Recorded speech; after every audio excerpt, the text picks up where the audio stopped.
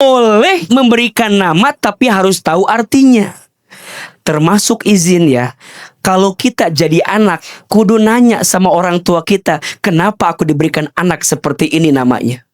Boleh. Makanya tadi AA nanya ke Bang Bedu apa artinya. Karena setiap orang tua punya harapan. Tadi Ustadz Asep melanjutkan, kalau bisa ada nama orang tua yang disematkan di nama anak kita. Agar apa? Agar kebaikan orang tua itu menyerap kepada kebaikan anaknya.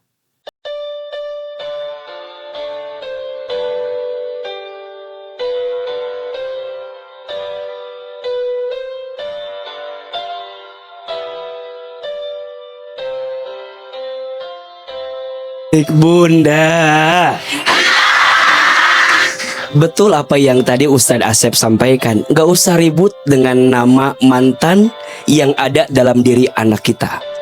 Yang lalu biarlah berlalu.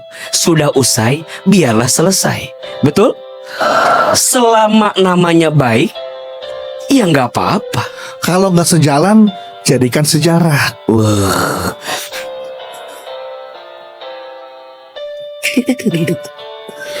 Mending mantannya satu. Gimana kayak Bang Bedu? Mantannya banyak. Tapi percayalah, yang beruntung hanyalah istrinya sekarang. Yang lalu biarlah berlalu. Jadi selama artinya baik, tidak ada masalah. Maka nanti ada pertanyaan, AA, sebaik-baiknya nama itu seperti apa? Ada dua saja. Satu, nama itu harus mengandung doa. Agar saat kita manggil anak kita ada doa. Betul apa betul? Dan banyak orang memberi nama karena ada doa di dalamnya. Banyak. Termasuk izin. Kita bisa menggunakan salah satu di antara nama Allah, asma Allah, kemudian di depannya menggunakan Abdul yang disematkan kepada hambanya Allah. Abdurrahman, boleh? Abdurrahim, boleh? Abdussalam, boleh? Abdurrazak. Apa artinya Abdurrahman? Hamba dari Allah yang Maha Pengasih. Apa harapannya? Agar anak ini punya belas kasih. Betul? Abdurrazak, hamba yang memberi rezeki, biar hamba ini punya rezeki. Boleh? Boleh. Bahkan juga izin. Ada juga yang menggunakan nama Muhammad di depannya. Dalam hal ini berdoa, mudah-mudahan anak ini punya sifat, akhlak, karakter seperti Nabi besar Muhammad Sallallahu Alaihi Wasallam. Satu, nama anak harus ada unsur doa. Betul? Dan yang kedua, nama anak harus ada unsur bertafaul, berpengharapan baik. Jadi mohon maaf, nama anak saya mah bahasa Arab dari Quran. Keren. Bagus. Mantap. Siapa namanya? Baqaratun Musyrikatun. Bener, Baqarah ada dalam Al-Quran, bener. Tapi cek artinya apa? Sapi betina. Jadi boleh memberikan nama tapi harus tahu artinya. Termasuk izin ya. Kalau kita jadi anak, kudu nanya sama orang tua kita, kenapa aku diberikan anak seperti ini namanya? Boleh. Makanya tadi AA nanya ke Bang Bedu apa artinya. Karena setiap orang tua punya harapan. Tadi Ustadz Asep melanjutkan, kalau bisa ada nama orang tua yang disematkan di nama anak kita. Agar apa? Agar kebaikan orang tua itu menyerap kepada kebaikan anaknya. Kata ibu, mending kalau orang tuanya baik. Bapaknya nggak jelas gitu, coba gimana ngasih namanya? Kan orang tua itu mungkin ada keburukan juga mungkin ada kebaikan, betul? Dan setiap anak pengen bintinya ada nama yang kemudian masuk di situ agar kemudian orang tua jelas dari mana garis keturunannya dan itu menunjukkan kemuliaan untuk keluarga besar tersebut. Dua catatannya, satu, nama harus mengandung doa. Dua, nama harus mengandung harapan yang baik. Mudah-mudahan nama-nama yang ayah kita berikan kepada kita insya Allah adalah nama-nama yang baik. Amin ya Rabbal Alamin. Bunda, emang sering terjadi Kita orang tua ngasih namanya bagus buat anak, tapi teman-temannya kadang manggil dengan panggilan yang kurang enak. Iya. Ada yang begitu? Ada.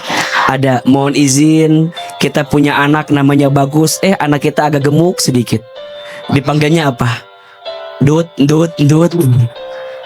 Izin mohon maaf, anak kita dikasih nama bagus, kulitnya agak hitam. Jadi memang suka ada yang seperti itu. Betul? Maka dua sikapnya. Satu, jangan mudah tersinggung. Kita tidak akan bisa menyenangkan semua orang. Iya apa iya? Dan izin mohon maaf, yang menghina, yang dihina, yang dapat pahala yang mana? Yang dihina.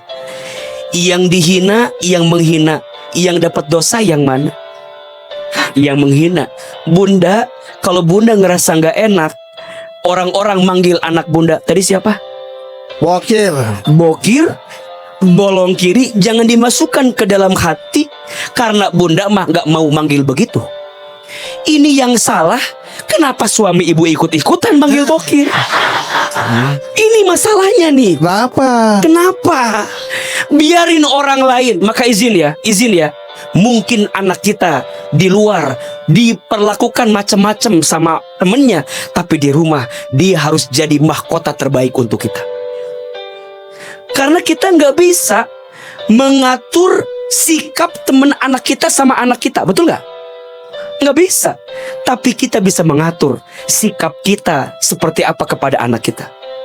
Maka bunda bilang sama anaknya, "Nak, kamu dipanggil bokir sama teman kamu, jangan sakit hati. Karena bagi mama, kamu tuh bokir." Yang terbaik. Tetap Abimanyu Nur Lukman. Buat mama, kamu teh Abimanyu Nur Lukman. Bukan bokir juga. Bukan.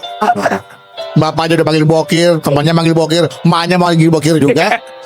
Jadi ingat, kalau di luar melemahkan anak kita, maka di rumah kita yang menguatkan anak kita.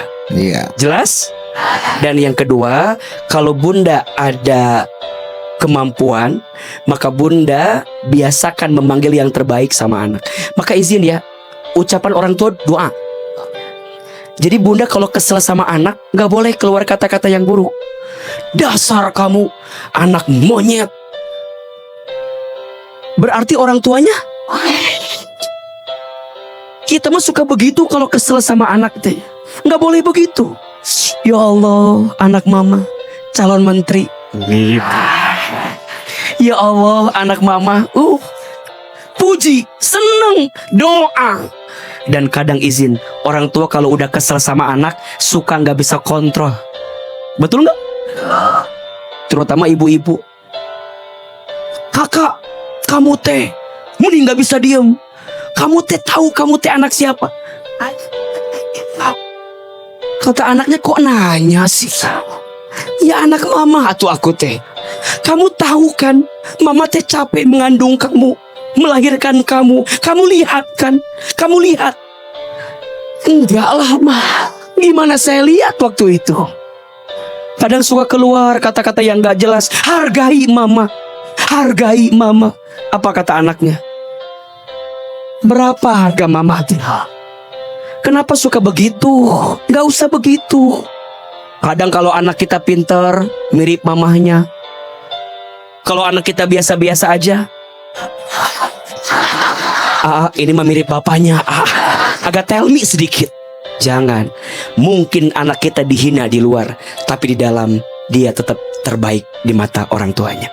Maka kuatkan anak kita agar jangan sampai dia lemah karena ucapan orang di luar rumahnya. Tepuk tangan buat bunda yang bertangis.